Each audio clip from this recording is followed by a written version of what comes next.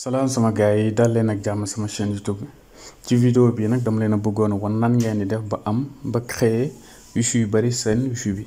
lan mooy njëriñu loolu nag te loolu vidéo yi nag dama rappeler leen ne def nañ ko ci Flybox ci Airbox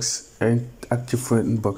voilà fekkee seetaani goo leen vidéo yi mën ngeen dem seetaani ji ko lan mooy njëriñu loolu par exemple fekkee da ngeen am benn wifi ngeen am na ñoo xam ne dañuy ñëw seen kër di connecté wala nga am ay xarit yoo xam ne seen kër la ñuy fréquenté mën nga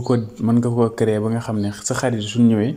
ñoom foofu noonu la ñuy connecté léegi à tout moment tamit mën nga ko fay comme mën nga koo taal voilà soo ko fayee rek automatiquement dootuñu gis wifi pour nga def ko nag lu yomb la dañuy ubbi Google Chrome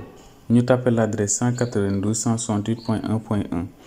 voilà mot de passe bii nag ñun dañoo modifier fekkee modifier lu mu ngi ci ginnaaw modem bi ngeen bindoo voilà mooy nom d'utilisateur ak mot de passe bi léegi soo ñëwee fii nag léegi fii soo fi ñëwee da ngay ñëw nga dem ci réseau local voilà léegi soo ñëwee ci réseau local nga dem ci WLAN soo ñëwee ci WLAN nga ñëw fii ci suuf da nga gis configurer SSID voilà léegi fii soo leen xoolee man ñaar rek laa activé mooy bi ma tuddee famille ak bi nga xam ne tuddee naa ko invité moom laa def pour nga xam ne ñi ñëw sama kër moom laa leen jox léegi nag dañuy joxe waat beneen exemple léegi par exemple su ma décidé woon activer bii nii pour am ñetti wifi sama wifi bi damay ñëw fii ma def activer voilà léegi ma xool mot de passe par défaut bi ñu bàyyil voilà lii mooy mot de passe par défaut bi turu wifi bi moo nekk nii léegi na ngeen a xool su ma defee activer rek gis nga activer naa ko léegi su ma ñëwaatee taal fi xaar ma désactiver ngeen dem xool ba pare voilà comme ça su ma désactiver xam nga di jamono ji nekku fi su ma ñëwee fii duma ko fekk gis ngeen ñaari wifi kese laa fiy fekk voilà léegi su ma ñëwaatee fii ma activer ko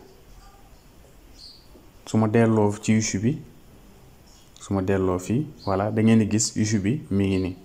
léegi nag xaar ma dem copier code bi moo nekk nii xaar leen ma copier ko voilà puisque dafa xaw a compliqué de retenir léegi ma def nii léegi pour ma connecté ci moom damay bës nii connecté voilà bii mosoon naa cee connecté xaar ma def mot de passe oublié ngeen gis na dana ma laaj mot de passe retiré voilà léegi ma def nii gis nga mu laaj ma mot de passe su ma duggee rek dafa may laaj mot de passe ma collé fi mot de passe bi ma copié gis ngeen ma def ok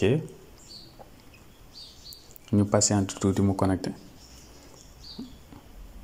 voilà gis nga ñu connecté ak troisième wifi bi léegi nag nii mën nga koo def ba am ñetti wifi kii 7 wifi nga ci mën am soo xoolee gis nga man ñett rek laa activé waaye dese na ma 4 5 6 7 ba pare mën nga modifier tur yi mën nga def lépp comme ni nga daan defee ak wii rek voilà soo ko bëggee fay da ngay ñëw nii rek xam nga ñëw def désactiver après nga def appliquer léegi soo defee nii rek day fay. voilà gis nga léegi su ma ñëwaatee fii dootuma ko fekkati voilà gis nga dootuma ko fekkati waa kay jaa ngeen jëf sama gars yi vidéo bi nag fii lañ koy yemale fekkee vidéo bi neex na leen maa ngi ñaan ngeen abonné ngeen partagé ak seen gars yi jaa ngeen jëf